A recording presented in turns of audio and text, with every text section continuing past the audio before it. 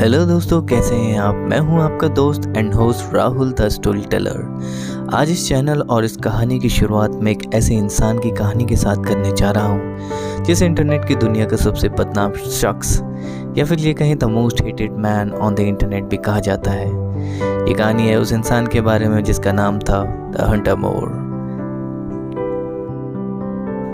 Hunter मोर का जन्म California के वुडलैंड शहर में 9 मार्च 1986 को हुआ था। हंटर मोर एक काफ़ी हैपनिंग लाइफ जिया करता था। हंटर मोर को जाना जाता था उसकी न्यूड पार्टीज, ड्रग्स, शराब, लड़कियों और उसकी वेबसाइट जिसका नाम था is anyone up. Is anyone up एक तरह की रिवेंज पॉर्न वेबसाइट थी जिसमें यूज़र किसी भी दूसरे व्यक्ति की आपत्तिजनक या फिर यूं कहे कि उनके न्यूड पिक्चर्स ऑनलाइन पोस्ट किया करते थे, वो भी उनकी परमिशन के बिना। इसके साथ साथ उनका नाम, मोबाइल नंबर, एड्रेस भी पोस्ट किया जाता था। हंटर मोर खुद को लाइफ बर्बाद करने वाला कहता था। अगर कोई उसे उसकी पिक्चर्स को उस वेबसाइट से हटाने को कहता तो हंटर मोर उसे सिरे से इनकार कर देता था। 2010 और 2011 में जब हंटर मोर की वेबसाइट इज एनीवन अप पे ये सारी चीज़ें चल रही थी, तब यूएसए में सोशल मीडिया लॉ उतना स्ट्रॉन्ग नहीं हुआ करता था। उस समय के हिसाब से अगर कोई यूज़र किसी वेबसाइट पे कुछ भी पोस्ट करता था तो उस पोस्ट की जिम्मेदारी यूज़र की होती थी, ना कि वेबसाइट के ऑनर की। उसकी वेबसाइट पे हर तरह का कंटेंट मौजूद था। न्यूड लड़कियों की pictures, videos, violence, address, phone numbers और उसके फैंस की संख्या लाखों में थी जो उसके कहने पे कुछ भी करने को तैयार रहते थे और उसे उसके फैंस कहते थे द फादर। हंटर मोर सब कुछ खुलेआम करता था क्योंकि उसको पता था कि लॉ के हिसाब से वो कुछ भी गलत नहीं कर रहा है। वो अपनी वेबसाइट पे मौजूद लड़कियों की पिक्चर्स पे गंदे कमेंट्स करता था और अपने फॉलोअर्स से भी यही करने को कहता था।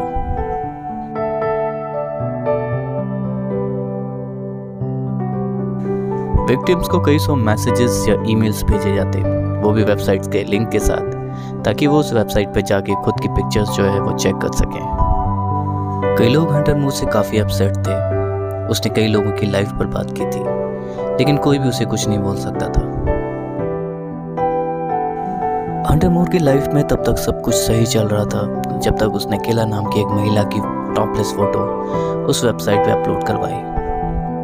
विक्टिम की माँ को जब पता लगा कि उनकी बेटी की private pictures is anyone up पे पोस्ट हुई हैं, तो उन्होंने फैसला किया कि वो हंटर मोर का खेल खत्म करके रहेंगे।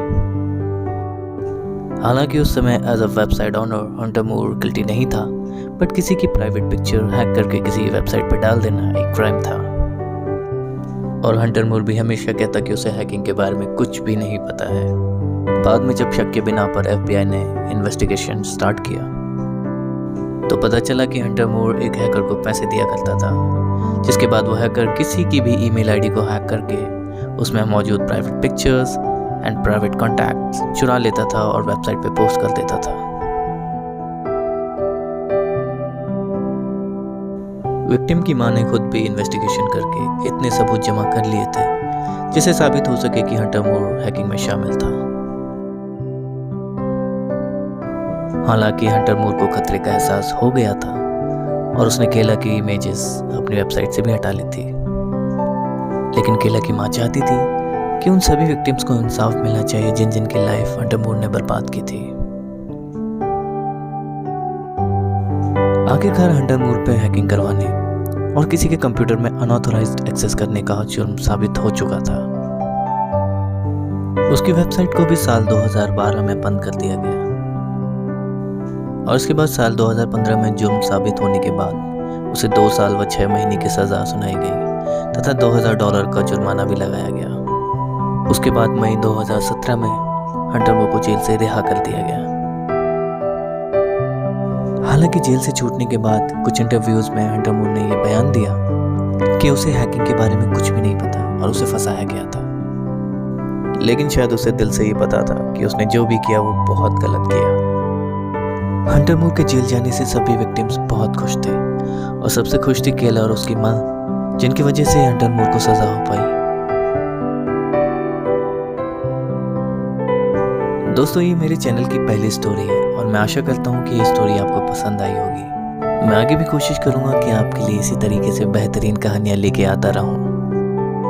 उसके अलावा अगर आप मेरे चैनल पर पहली बार आए हैं तो प्लीज़ मेरे चैनल को सब्सक्राइब कीजिएगा और वीडियो को लाइक कीजिएगा। मैं मिलूँगा आपसे एक नए दिन में एक नई कहानी के साथ। तब तक अपना ध्यान रखिएगा और सुनने के लिए धन्यवाद।